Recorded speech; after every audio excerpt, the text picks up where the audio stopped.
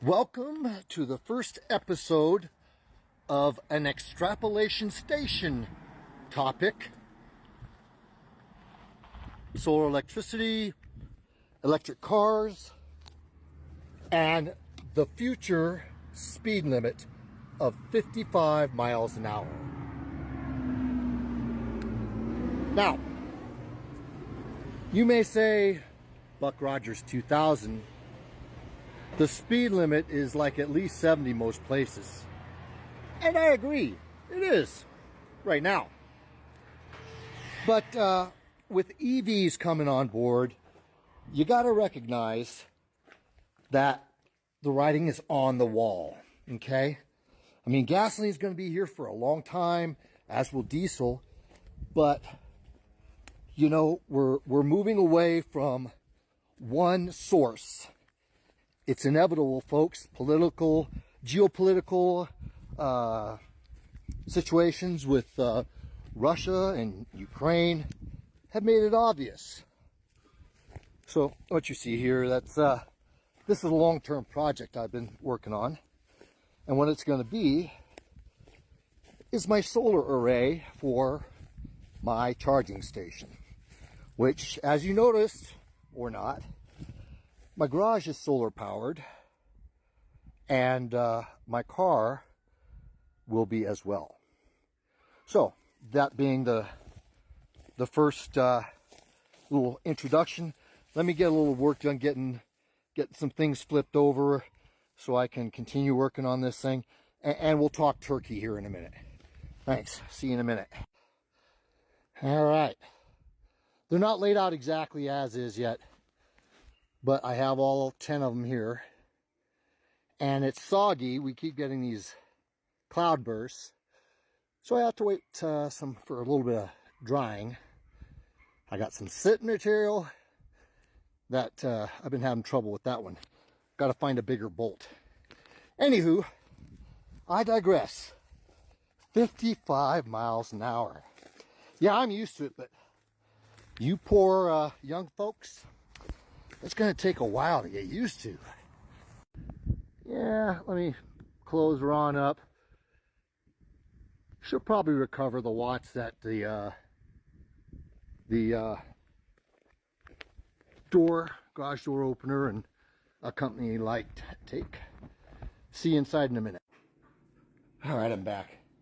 Okay, you can't see me because, honestly, I'm in my drawers.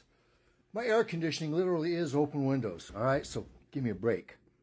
Sorry for the change in perspective, but here we go. The good old days. Remember when gas was $1.08 or $1.09 a gallon? I remember it in the first oil embargo back in '73. You see, this is '79 when this happened. So gas had gone up quite a bit then. So if you think gas was cheap then, when I was younger, it was even more so. So then the first oil embargo happened in '73, all right? And it was no fun. It was the first time that Americans, United States folks, had been exposed to being vulnerable to our infrastructure. And that shakes the national core. Believe me, it shook the national core. Gas lines, you know, all of a sudden we're talking about Armageddon and crazy stuff like that. And of course, you know, it was all due to the OPEC embargo, which was it was actually quite a wake-up call and quite helpful. Hey, look, we live in a global environment, so we better darn get used to it. And that last one back in '79, I believe that's when they created the Federal Reserve, the petroleum reserve. So one thing that happened during the oil embargo was to increase fuel efficiency. We went to 55 miles an hour. 55 miles an hour is a very efficient, probably the most efficient range, 55 to 60. All right, and that's with gas power or diesel power or whatever. So that was our first geopolitical response to the second oil embargo. No, actually, 55 was done after the first oil embargo. So, though the 55-mile-an-hour speed limit was a national effort to control our consumption of fuel. So our government had to learn, the ropes. And at the second time, they created the reserve, if I'm not mistaken. So, with that being said, in my infinite wisdom, I'm spitballing here, we come to present forward. All right? And everybody's familiar with the Tesla. It's doing well, and, thanks for asking. It's the only auto manufacturer, basically, that is doing well. Okay? Stocks are burgeoning, are, I think, unprecedentedly burgeoned. But we have the first tranche of commercial electric vehicles in the United States. This is a darn it, what's that, Nordic?